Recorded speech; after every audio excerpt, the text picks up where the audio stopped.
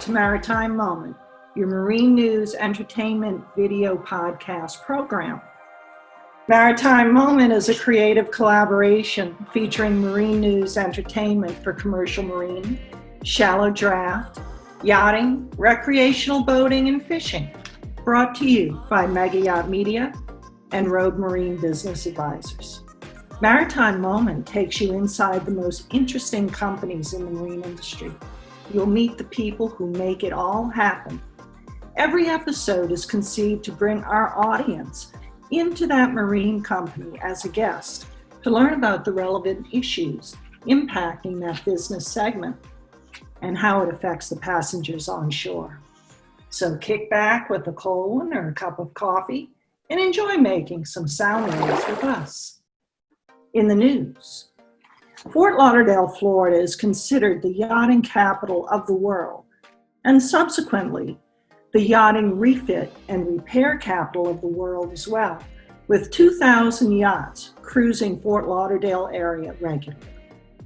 According to studies conducted by Thomas J. Murray and Associates for the Marine Industries Association of South Florida, the marine industry is a $12 billion economic engine generating 142,000 jobs in the Tri-County area of South Florida in Broward, Miami-Dade, and Palm Beach counties.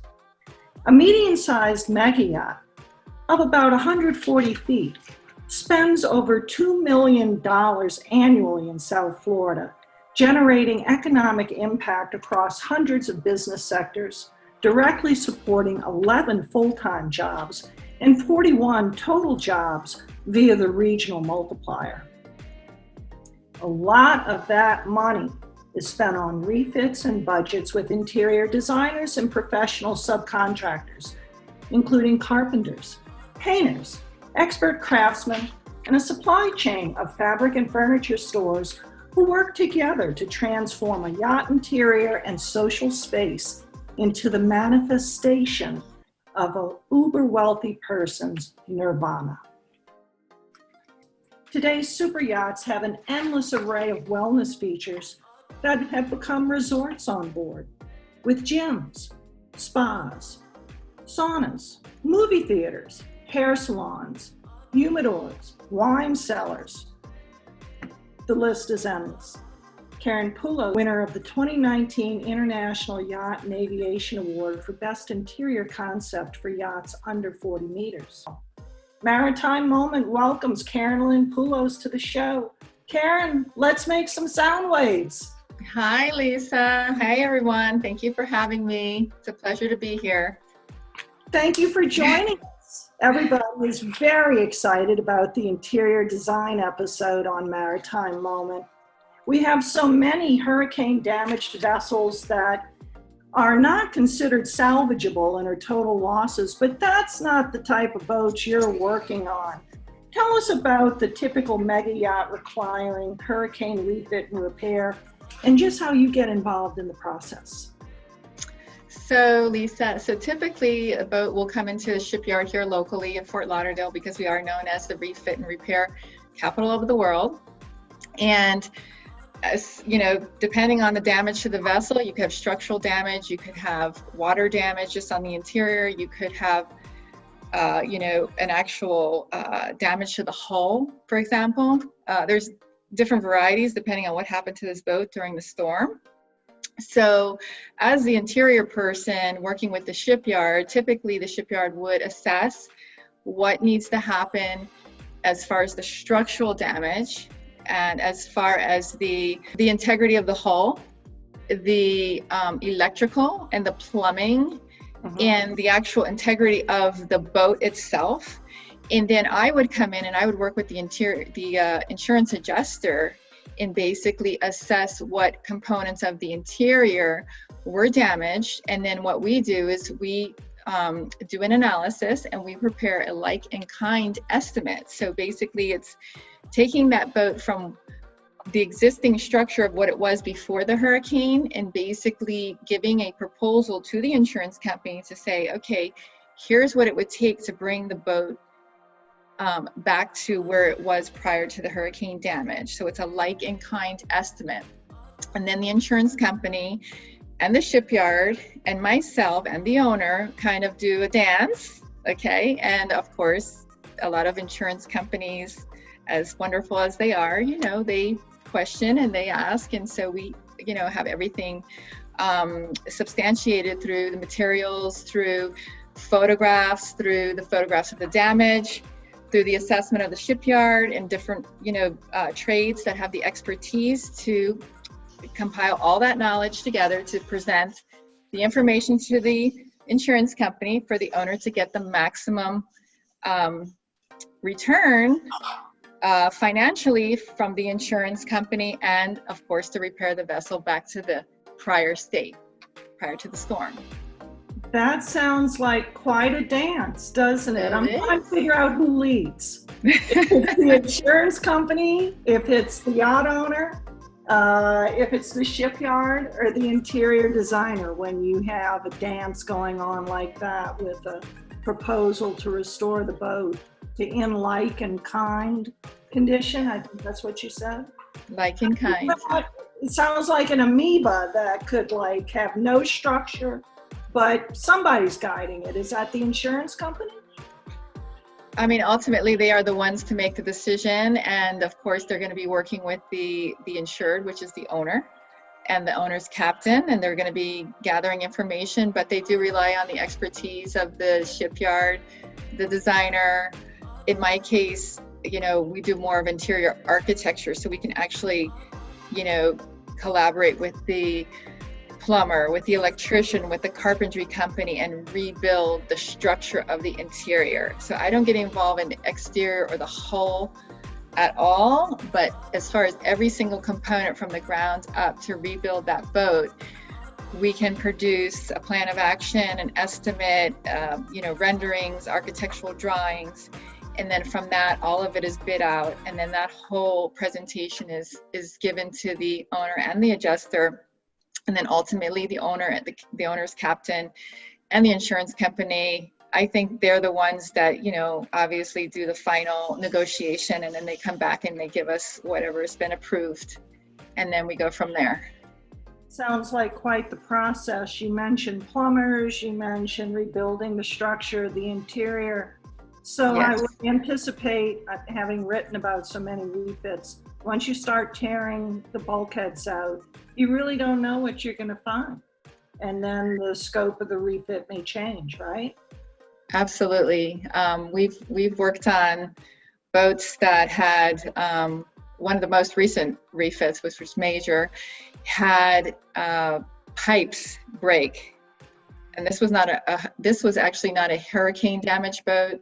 This was a water damaged boat that had pipes break because the boat wasn't winterized, and you had a boat that was hauled out and sitting in dry dock for several years that had extensive water damage, growth, mildew, warped wood, damaged decks. You know, more recently, we've also had a boat called Fancy Nancy that, you know, went through Wilma, and, you know, all the headliners, the aft deck door was compromised. You had tons of water damage in that vessel.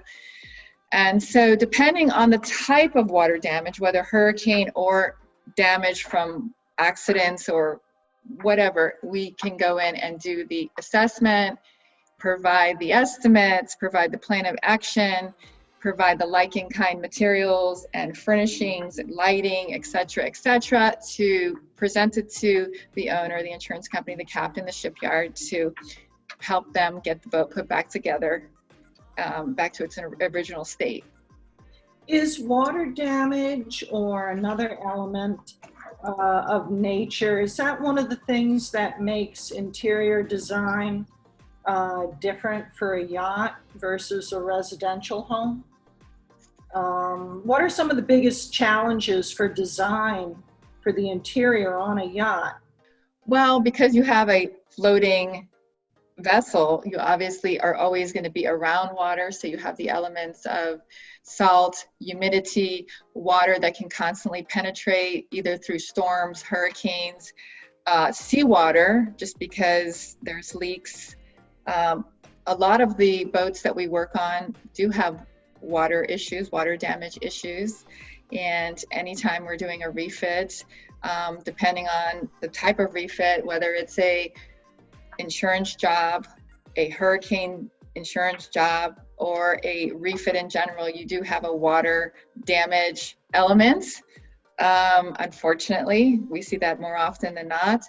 And so I always say, of course, the first step is, of course, addressing the structural issues, making that boat watertight, finding out where the leaks are coming from. Are they coming from the aft doors? Are they coming from the wing doors? Are they coming from the fly bridge? You have drain issues. Sometimes you have air conditioning systems that leak. You have plumbing systems that leak.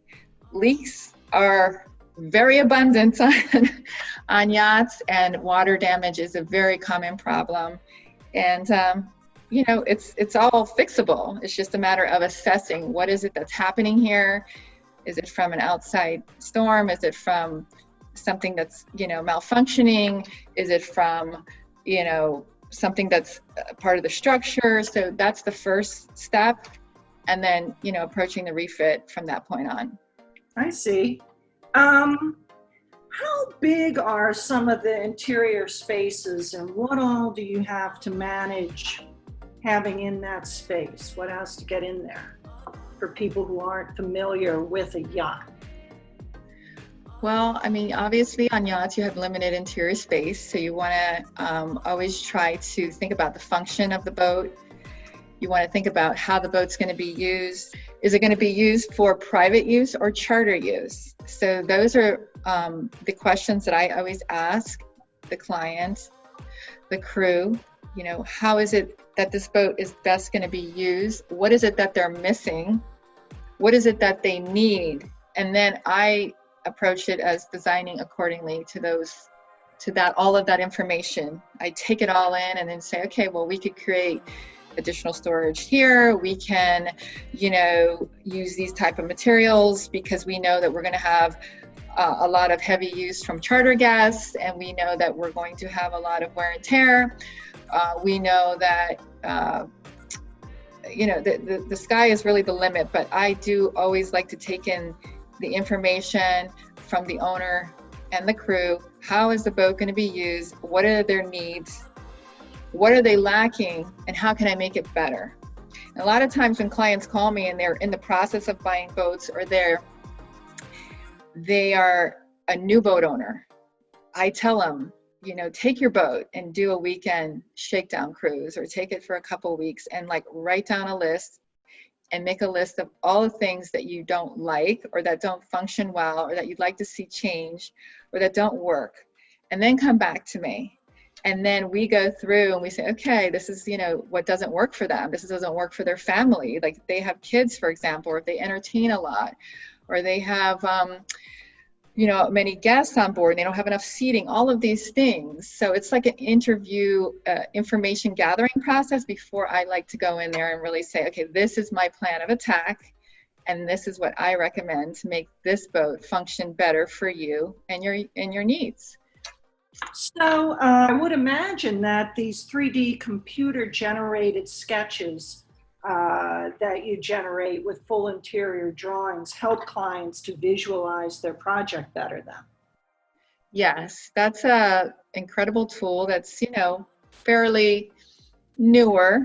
It's been around for forever, but years ago it used to take weeks, if not months, and it was a very costly endeavor to generate these renderings. So we have the ability to really get in there and take the actual dimensions and the measurements of the vessel. So this is not just a picture of something that looks similar. This is the vessel. We build it off of the actual structure, the actual measurements, the actual ceiling height, everything that is specific to that vessel. And we generate a 3D model of what the ideas and concepts are. And so that allows the client to see, what our vision is for them based on their requirements. So it's about their vision, really. So we take their vision and then we put it into 3D and show them, okay, based on their information and their needs, our vision, and then I get a lot of feedback from that, and then we fine tune it, and then we come up with the ultimate vision, and then we like to implement it. And so we do the pricing, the labor, the materials, the furnishings, all of the elements of the design that would go into that rendering. We take it all and we make a huge, basically a plan of attack with all the numbers, with all the components of the whole design, and how we would approach it with the timeline, and do the presentation for the client at that point. What are some of the trends that you see with yacht interiors today? Definitely lighter. So the old school yachts have a lot of wood, a lot of traditional elements. You see a lot of light interiors, a lot of modern interiors. You see a lot more casual. So you have a younger clientele now. So years ago, the yachtsman was 60, 70, maybe they had owned several boats up until that point. So with the .com generation and a lot of the stock market and hedge fund type of financial younger boat owners, you see them, still have, families, they're, have multiple children on board. So they tend to be more of like a casual, younger group of clients that love modern.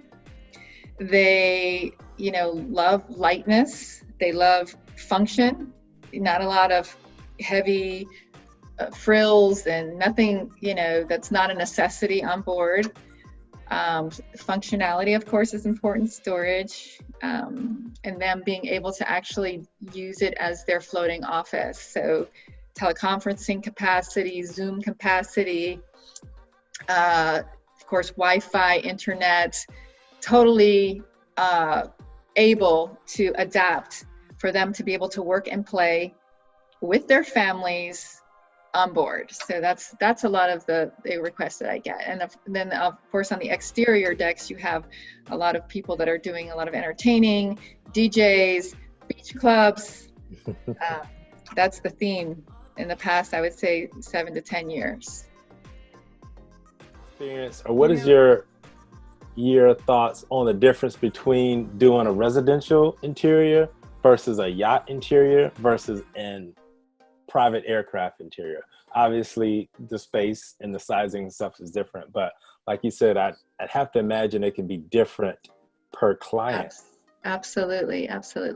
So the way I always explain it in a very simple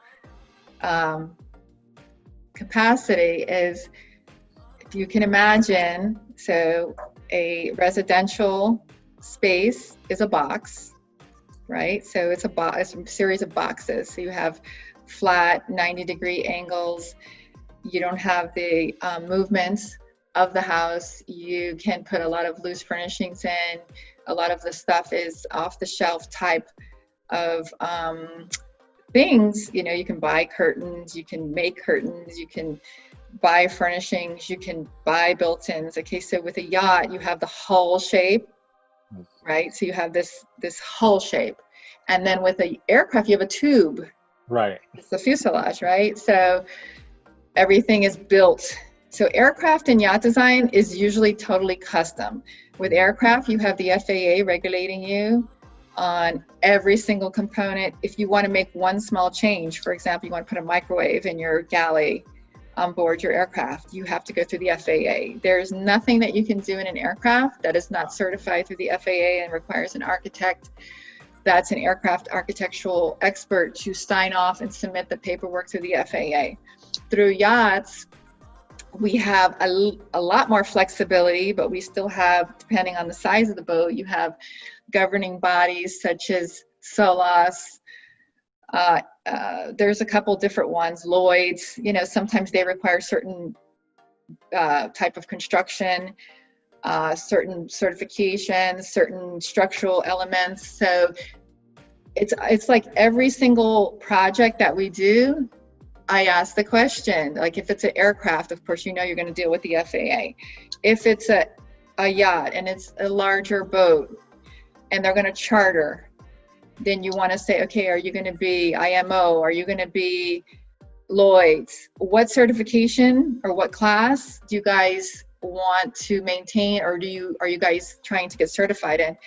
All of that, whether new build or refit, has a implication on what type of materials, flammability. Sometimes we have to flame test on yachts. On aircraft, you're always flame testing.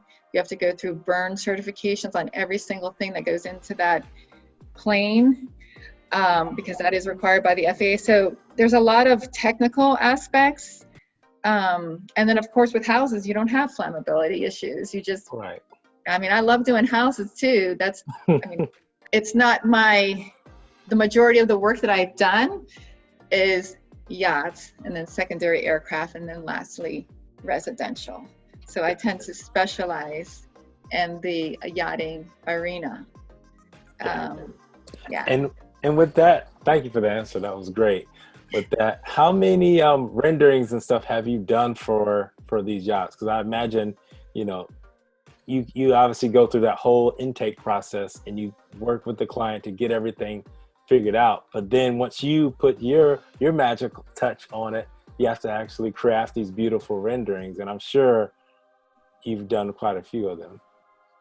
Yeah, it just depends on the client. So some clients need the visual tool. I always recommend it. Even sometimes when clients tell me they don't need it, I'm like, I'm gonna do this complimentary for you because I think it's gonna it gets them really excited about the end result and where we're going. In the past several years, I've been doing a lot of renderings. Even if clients say, oh, don't worry about it, I don't need the graphic. It's amazing, like when they see it, they go, I love it.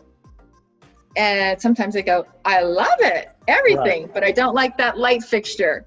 Right. And then I say, that's great, let's change it, you know? So like I said, it really is such a great tool. I hear there's congratulations in order for your office or something. A little birdie might have told me that. Oh, you're so sweet. Thank you so much. Well, we are very excited. We're opening a new studio. We do have a new location, and we are opening an actual studio that we're, you know, at the moment doing paint and all of that good stuff with a new showroom and new furnishings and all that. And so I'm really excited. So that's going to be September 1st, you know, right after the Labor Day. And so, you know, it's going to be great for clients that want to come in and they want to look at materials and they want to look at lighting. They want to see our setup. And then we have, you know, several conference rooms available. We're going to actually have a setup within our studio that clients can come and just hang out, you know, have a coffee, sit and relax, talk about their project. And so I'm very excited about that. Yeah, and the lighting in there is really good. And I chose that specific location with that specific office because lighting on yachts, because you have windows on either side, especially in like a salon area, you have a lot of natural light kind of flooding in. And so to be able to look at materials in a similar setting with similar lighting and just kind of relax and talk about the project. I mean, I wanted that to be, so I'm real excited about it. And being a creative person, I'd have to imagine that you have to take even more creative license when it's your own space versus a client's space. So did you have a little fun kind of planning this new office out, or did you find it a little different? Well, generally speaking, I am my own worst client. I wouldn't want to have me as a client because I like so many different styles. Right. I like everything. I really do. And sometimes when I'm designing for a client and I'm looking at, you know, furnishings for them and, you know, it doesn't really go in line with what I have in my house personally, I'm like, let's just change my whole house because now I like this style. So it's hard, you know, it's very difficult when you have you're always involved in the latest and the newest trends. You're seeing all these different things that come out and you want to change your house every other week, but it's not really realistic. So yeah, so we're definitely keeping it on the lighter, more modern side for the office. But for my home, I tend to be a Francophile, so everything in my house is pretty Frenchy. Nice. And where is it located again? We'll have to send people down there. Oh, thank you so much. So it's 101 Northeast 3rd Avenue, Suite 1500, Fort Lauderdale, and that's 33301. And it's right behind the federal courthouse off of Broward. So just north of that federal courthouse, you just turn right there on the corner and it's in that beautiful high-rise building. Excellent, excellent. Now it's time for rapid fire. So this is a portion of the show where I'm just gonna spit a bunch of questions out at you and you can answer it as quick as you want. You know, you can think about it or you can take a little time to elaborate on it. But basically this is the carefree, quickly rapid fire section. So, okay. You ready? Yes. All right. What was your first job? The first job in the yachting industry? Yes. Okay. So I was actually really lucky because while I was still in design school, and I was in my last year of design school, I was at the Fort Lauderdale Boat Show, and I had the amazing opportunity to do a new build in Germany. That was my first job. It was a 101-foot boat with PR Marine called the Shalimar, and it was built for amazing clients that are now unfortunately no longer with us, but they had owned multiple boats and all of their boats were called Shalimar. So Mr. and Mrs. Hashman. And so I worked for them. That was my first client ever, as far as like yacht clients. Nice. So I imagine you've gone to a lot of different boat shows and you met quite a few, eccentric clients. Who has been the most famous person that you've met? Most famous person that I've met. The most famous person I met that's my client? Or no, just like in the yachting industry, because obviously there's I hate to say it, but I'll say it. Through the yachting industry, I met Trump. I knew it. I knew it. As soon as you said it, I was just like, oh, she's going to say it. No. I met Trump, yes. This is before he became president. I was up at Mar-a-Lago for a Boat International event. It was a black tie affair. And, he popped in to kind of greet the group. And, I went up and introduced myself. And who would know that he would become president? So it was like when he first acquired Mar-a-Lago. So, yes. It was back when he was just doing reality TV, right? Yeah, exactly. That's awesome. All right. So next question. What is your guilty pleasure doing this COVID-19 lockdown? Is there a favorite show, a favorite snack? A lot of our guests have said that they've been binge drinking bourbon. So what is your guilty pleasure? Well, I'm really happy to say, believe it or not, I'll tell you, I love octopus. Wow. Grilled there you go. octopus. So yes, I can probably eat that like every day of my life. It's very high in iodine. It's very good for you. Lisa, have you had any octopus? Well, I'm a mermaid. There you go. I have some fundamental issues with eating sea urchins, as Julie does. It might be our brother. So, I'm really more of a carnivore. Excellent. It's funny you say that, Lisa. Actually, growing up Sicilian, Karen, octopus was a popular dish on holidays as well. Yes. Yeah. And what do they call it? Calamari, right? It's not called octopus? It's called pulpe. I think the calamari is the squid, but my aunt always called it pulpe. She might have been something she called it, but because I'm familiar with that. Yes. Nice. Yeah, a lot of people like it in Europe. And the U.S. is still considered kind of like a frog leg sort of thing.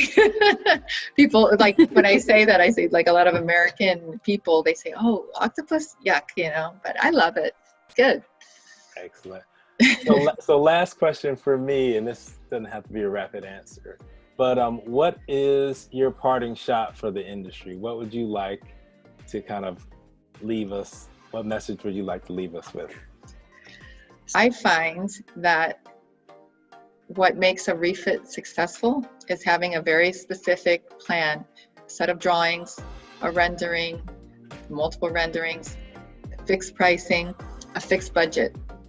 Many, many refits get opened up in the Fort Lauderdale area on time and materials, and people get their boats torn apart and end up sitting in a shipyard for 3, 4, 5, 6 years and never see the end of it, and then the boat ends up never getting put back together. There's too many refits happening in our industry that a client is giving a open checkbook and a time and material, allowance, and then I feel that they've been taken advantage, or they're going to be taken advantage of, because they don't have an end game.